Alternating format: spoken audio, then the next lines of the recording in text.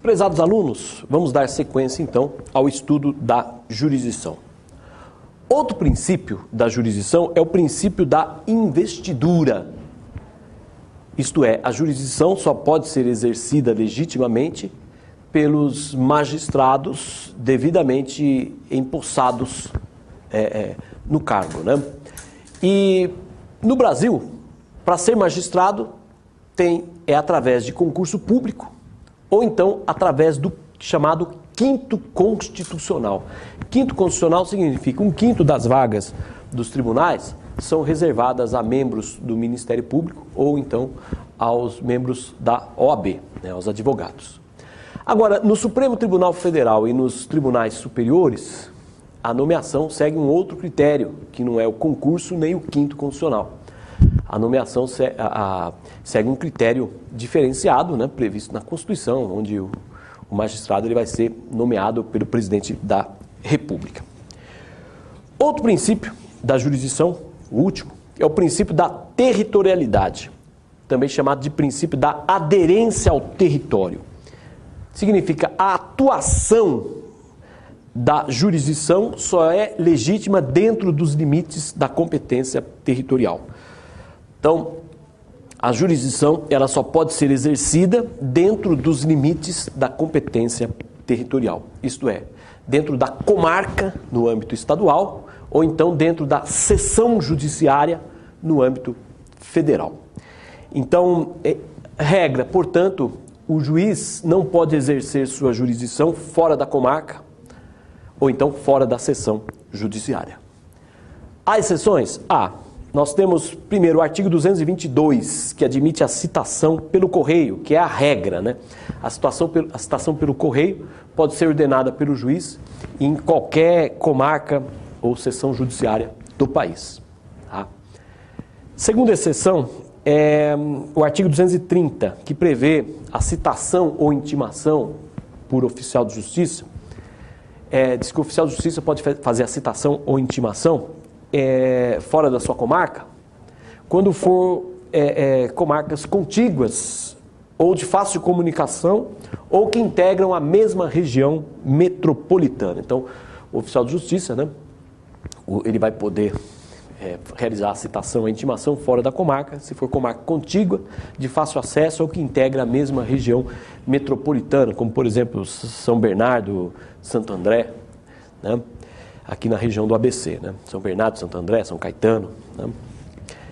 Outra exceção é o artigo 107. Diz o seguinte: numa ação real sobre imóvel, se o imóvel se situa em mais de uma comarca, ambos os magistrados são competentes. E daí a competência é determinada por prevenção, né? Então tem aquele juiz que vai ser o prevento, que vai ser o juiz competente.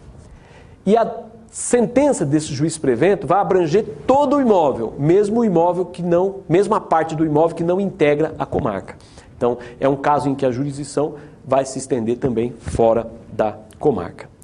Outra exceção é o artigo 659, parágrafos 4º e 5º, sobretudo o parágrafo 5º, diz o seguinte: se o exequente juntar no processo a matrícula do imóvel, o juiz pode ordenar a penhora desse imóvel, esteja ele situado em qualquer lugar do Brasil, né? Então, uma vez juntada a matrícula, comprovando que a propriedade do imóvel é do devedor, o juiz pode ordenar a penhora desse imóvel, esteja esse imóvel em qualquer lugar do Brasil. Temos ainda como exceção o 221, inciso 4º, que permite a citação por meio eletrônico, né, nas hipóteses que a lei autoriza, e o artigo 655, a linha A, que permite a penhora online. Então, eis aí as exceções ao princípio da territorialidade ou da aderência ao território. Bom, vamos abordar agora as características da jurisdição, tá? Bom, a jurisdição tem as seguintes características: ela é una, substitutiva, definitiva, duplo grau e atividade jurídica.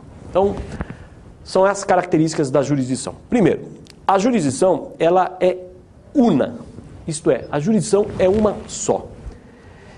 Essa característica tem dois aspectos. O primeiro aspecto é que a jurisdição, ela é nacional. O poder judiciário é um só. A questão de competência é uma divisão interna do poder judiciário para facilitar as coisas, para facilitar o exercício da jurisdição. Agora, a jurisdição é uma só, no sentido de que ela vale para o Brasil inteiro. Assim, por exemplo, se um juiz de determinado estado, por exemplo, um juiz lá do estado da Bahia, se ele determina a suspensão do exame da OAB, essa decisão dele vai valer para o Brasil inteiro, vai suspender o exame no Brasil inteiro. Porque a decisão judicial ela é válida para todo o território nacional. Tá? Quer dizer, o juiz ele pode decidir as causas que chegam até ele, que dizem respeito à sua competência. Mas uma vez fixada a competência, a decisão dele vale para o Brasil inteiro. É essa a ideia de que a jurisdição é uma só, jurisdição é una. Um outro aspecto dessa característica é que apenas o poder judiciário exerce a jurisdição. Só o poder judiciário tem o monopólio da jurisdição. Alguns países prevêem o chamado contencioso administrativo. Contencioso administrativos ocorre quando órgãos do poder executivo têm jurisdição sobre certas matérias, isto é, decidem certas matérias com força de coisa julgada. No Brasil não existe contencioso administrativo, porque apenas o poder judiciário pode julgar com força de coisa julgada. Tá? E também a arbitragem, né? Que conforme nós já vimos, né? Mas não existe aí o contencioso administrativo. Isto é um órgão do poder executivo com poder para julgar determinadas matérias, tá? Com força de coisa julgada. Por isso que se diz, a jurisdição é uma só, porque só o poder judiciário a exerce. Inclusive nas lides que envolvem o próprio Estado, é o poder judiciário que vai solucionar. O que existe no Brasil são tribunais administrativos, que podem julgar determinadas matérias, mas sem coisa julgada, né? Já o contencioso seria tribunais administrativos que julgam certas matérias com força de coisa julgada. Tribunal administrativo não existe no Brasil. Uma outra característica da jurisdição é a substitutividade. Significa, o Estado juiz, ao solucionar a lide, ele impõe a sua vontade no caso concreto, substituindo a vontade das partes. Então, a jurisdição é substitutiva nesse sentido. A vontade do Estado juiz substitui a vontade das partes, já que ele impõe a sua decisão no caso concreto. Essa característica da substitutividade comporta duas exceções. Primeiro, ações constitutivas necessárias em que as partes estão de comum acordo sobre a solução. Vejam só, ação constitutiva necessária é aquela que só admite uma sentença judicial, isto é, as partes não podem solucionar amigavelmente. Ainda que haja acordo, as partes não podem solucionar amigavelmente. Essa é uma ação constitutiva necessária. Por exemplo, o pedido de restituição de um bem arrecadado pela massa falida. Bom, a massa falida, através do administrador judicial, arrecadou um bem. E o bem é do terceiro. Está todo mundo de acordo que esse bem pertence ao terceiro. Pois bem, não pode devolver o bem amigavelmente. É preciso um pedido de restituição. Tá? Ainda que todos estejam de acordo. É um exemplo de ação necessária. Tá? Então, vejam só. Outro exemplo, ação para anular casamento. Necessariamente, só o Poder Judiciário. Não pode ter um acordo para anular casamento. Então, nessas ações necessárias, às vezes as partes estão de comum acordo. E, no entanto, é preciso a ação. Então, entende-se que nessas hipóteses em que as partes estão de comum acordo e, no entanto, é preciso a ação, que é uma ação necessária, a jurisdição ela não é substitutiva, ela não vai substituir a vontade das partes. Ela vai simplesmente atribuir eficácia à vontade das partes, já que as partes querem aquilo, a jurisdição vai atribuir eficácia à vontade das partes. Então, há quem entenda que, nesse caso, não seria propriamente substitutiva. Então, mesmo nessa hipótese é discutível, né? Porque, ainda que as partes estejam de comum acordo, né? Se o juiz perceber que a vontade delas não é correta, não exprime o interesse público, o juiz pode decidir, inclusive, contra a vontade delas. Por exemplo, uma ação de anulação de casamento, ainda que ambas as partes estejam de acordo, o juiz pode decidir pela não anulação do casamento. Num pedido de restituição, ainda que todos estejam de acordo, o juiz pode decidir contra, dizendo não é caso de restituir, porque vocês todos estão de acordo, mas vocês todos estão errados. Então, é discutível se realmente seria uma exceção. Uma outra exceção que se cita aí, a característica da substitutividade, é na chamada execução indireta. Execução indireta é aquela em que há uma pressão psicológica para o devedor cumprir a obrigação. Tá? Então, por exemplo, fixa multa diária, então é uma pressão para ele cumprir a obrigação. Quando ele cumpre a obrigação, justamente porque foi pressionado, é porque o Estado convenceu o devedor a cumprir a obrigação. Então, o Estado não está substituindo a vontade das partes, está apenas pressionando o devedor para que ele cumpra a obrigação. Então, nessa execução indireta, em que há uma pressão psicológica para o devedor cumprir a obrigação, se o devedor resolve cumprir a obrigação, o Estado não substituiu a vontade do devedor, o Estado das partes. O Estado simplesmente pressionou o devedor para cumprir, convenceu o devedor a cumprir. Bom, mas em regra a jurisdição é substitutiva no sentido de que o Estado impõe a sua vontade. Porque mesmo nessa hipótese em que o Estado pressiona o devedor a cumprir, né, é o Estado que impõe a sua vontade, porque a vontade do Estado é que o devedor cumpra a obrigação. Uma outra característica da jurisdição é a definitividade. Significa, a jurisdição ela é uma atividade que visa solucionar a lide de maneira definitiva, isto é, com força de coisa julgada. Coisa julgada é a imutabilidade da sentença. Então, a jurisdição tem essa finalidade, esse escopo de solucionar com coisa julgada, isto é, solucionar de forma definitiva, de modo que a decisão não possa mais ser mudada. E nesse aspecto, a função jurisdicional se distingue da função administrativa, porque a função administrativa ela não faz coisa julgada. Algumas sentenças judiciais não se submetem à coisa julgada, que é o caso, por exemplo, na jurisdição voluntária não há coisa julgada, na ação cautelar, sentença em ação cautelar também não faz coisa julgada, ela pode ser revista, portanto, salvo quando decreta prescrição e decadência, porque daí vai fazer coisa julgada. E a outra exceção é nas ações coletivas julgadas improcedentes por falta de provas. Ação civil pública, né, julgada improcedente por falta de prova, ela não vai fazer coisa julgada. Então, são exceções, mas em regra a jurisdição ela visa isso, visa a coisa julgada. Outra característica é o duplo grau de jurisdição. Tá? O duplo grau está ligado ao acesso ao Poder Judiciário, né? A parte tem o direito de acesso ao Poder Judiciário em primeiro grau e em segundo grau, né? Através de recursos. Então, não é possível prever uma decisão irrecorrível, né? Uma decisão que não caiba recurso, violaria esse princípio do duplo grau de jurisdição. Tá? Então, o duplo grau significa a parte tem direito de acesso a mais de um grau de jurisdição. E, finalmente, a jurisdição ela é uma função jurídica, que ela visa regular as relações intersubjetivas. Né? É parecido com a função, ou melhor, ela se distingue da função legislativa, embora a função legislativa seja também uma função jurídica. Né?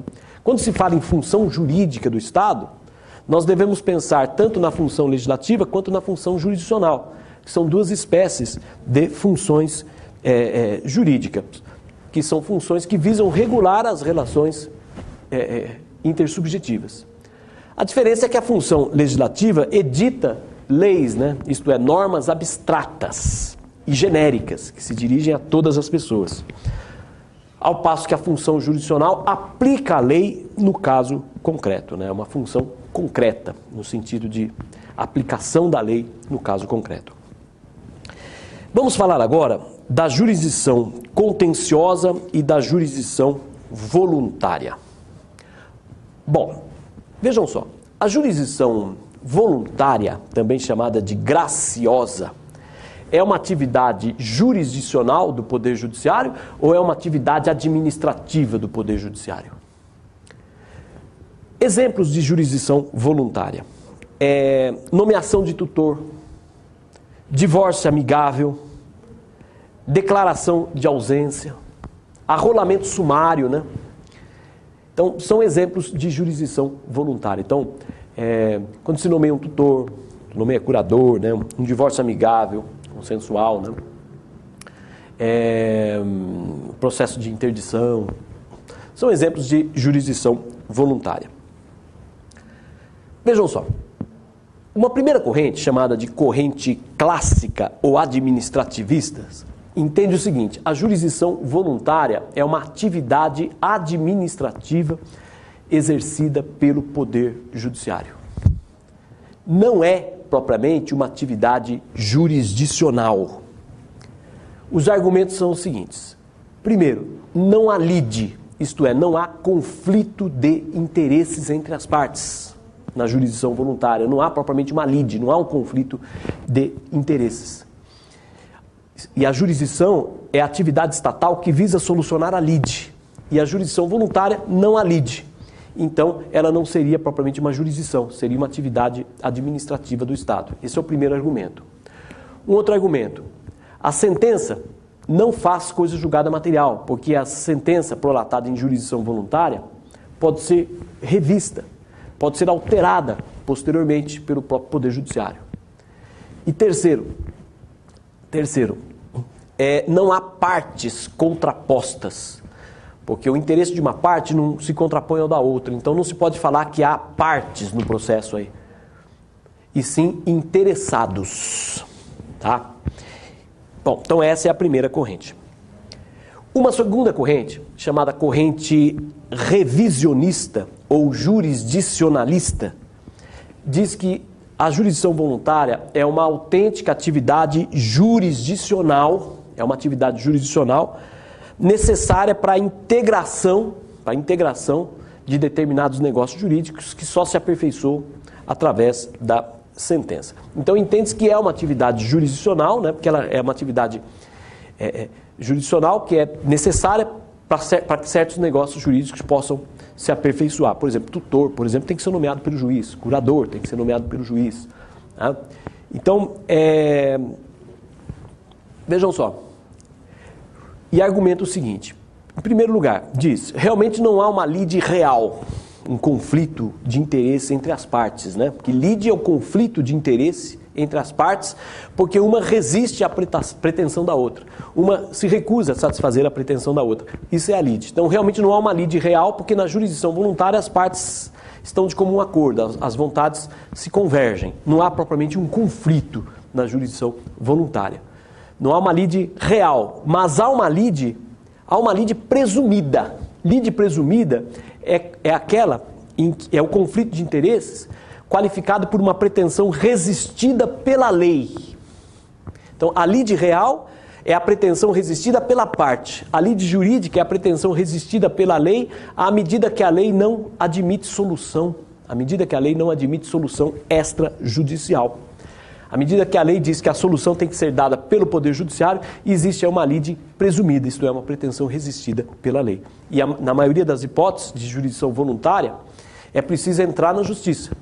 Nomear tutor, nomear curador. Em algumas situações raras, pode ser resolvido amigavelmente, isto é, sem ir ao judiciário. Em algumas situações, a solução pode ser extrajudicial. É o caso de... é possível inventário extrajudicial, é possível divórcio extrajudicial, separação extrajudicial, né, para quem admite que ainda existe o instituto da separação extrajudicial.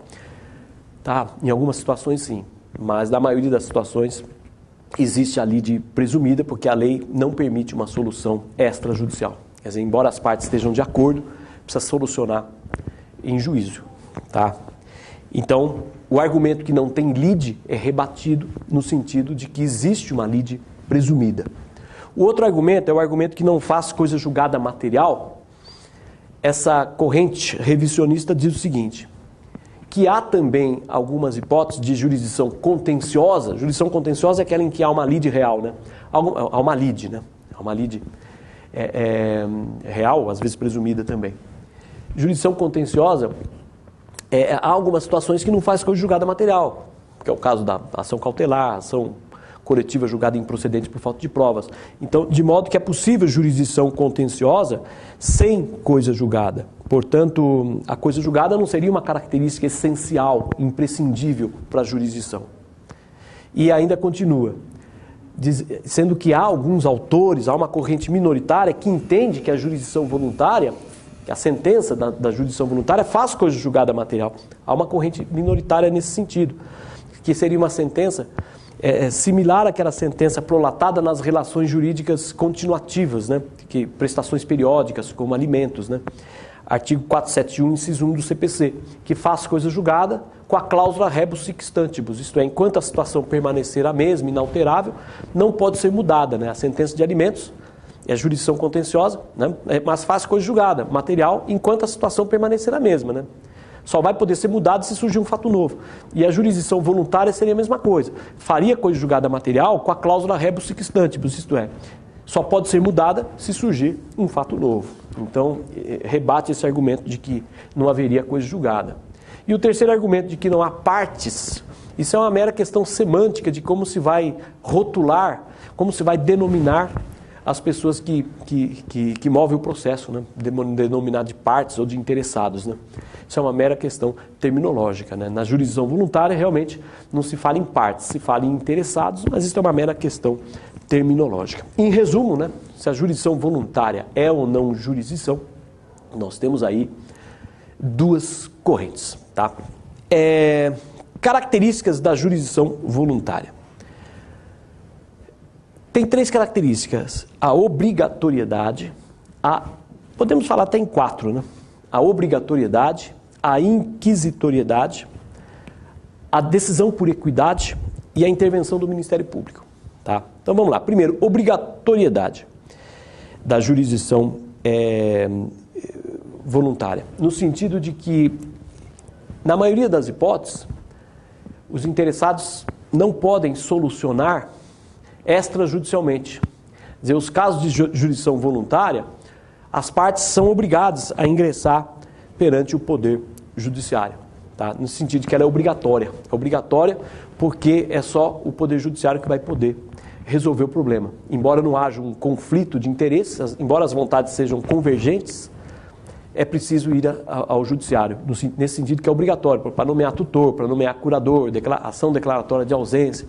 Então, a maioria das hipóteses há essa obrigatoriedade de ir ao Judiciário para obter uma decisão. Temos exceções? Temos, conforme eu já falei. Divórcio consensual pode ser extrajudicial, separação judicial também pode ser, separação consensual também pode ser extrajudicial, e o inventário também pode ser extrajudicial, né? Então é possível, algumas hipóteses de jurisdição voluntária, como divórcio, separação e inventário, partilha, podem ser solucionados extrajudicialmente, mas na maioria das hipóteses tem que entrar na justiça, por isso que ela é obrigatória. Uma outra característica da jurisdição voluntária é a inquisitoriedade. Significa, o juiz, na maioria das hipóteses, pode instaurar de ofício os procedimentos de jurisdição voluntária. Na maioria das hipóteses, não em todas as hipóteses, mas na maioria.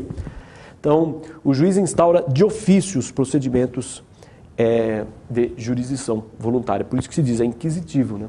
A jurisdição contenciosa, o juiz não pode instaurar de ofício, mas a jurisdição voluntária, o juiz pode instaurar de ofício. Lembrando que o inventário, tá? O inventário, ele... quando a partilha, quando houver divergência sobre a partilha, ele é jurisdição contenciosa. Ou então, quando houver menor, ausente, né? Em suma, o inventário, se houver herdeiro menor, incapaz, ausente ou discordante, ele é um procedimento de jurisdição contenciosa. Tá?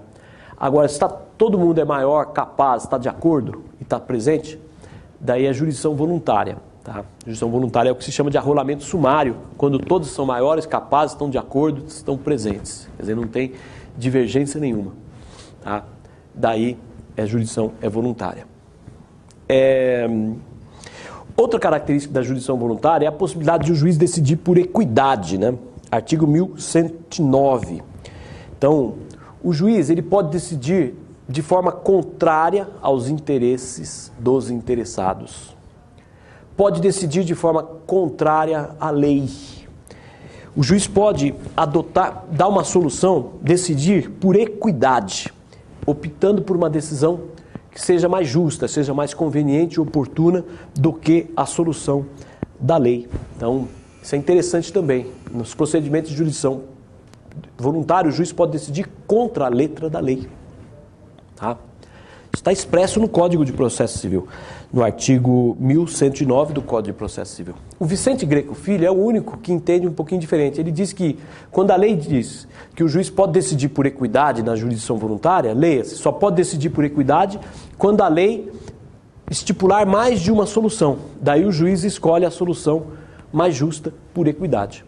Mas essa opinião não prevalece. Entende-se que o juiz pode sim decidir por equidade, isto é, contra a lei. Pode decidir por equidade, e no sentido de decidir contra a letra da lei, se entender que há uma outra solução mais justa, mais adequada, que esteja mais de acordo com o interesse comum.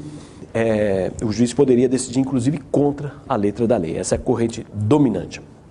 E, finalmente, a última característica da jurisdição voluntária é a intervenção do Ministério Público. O artigo 1105 do Código de Processo Civil diz que é obrigatória a citação do Ministério Público em todos os procedimentos de jurisdição voluntária. Está muito claro na lei, em todos os procedimentos de jurisdição voluntária. O STJ, no entanto, interpreta restritivamente esse artigo. Diz que esse artigo tem que ser interpretado juntamente com o artigo 82 do Código de Processo Civil. Isto é, só é obrigatória a intervenção do Ministério Público nas hipóteses do artigo 82, né? Em razão ali do direito ser indisponível.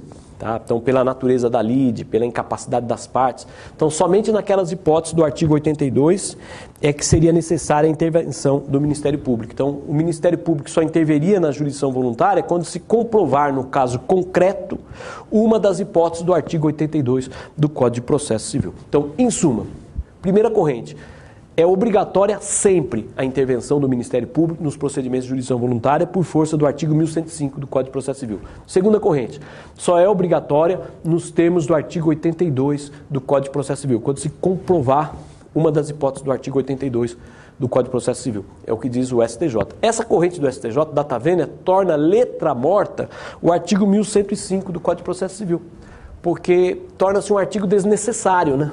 Porque sem ele a solução seria a mesma, isto é, o Ministério Público teria que intervir nas causas do artigo 82 do Código de Processo Civil. Então me parece errada essa segunda corrente do STJ.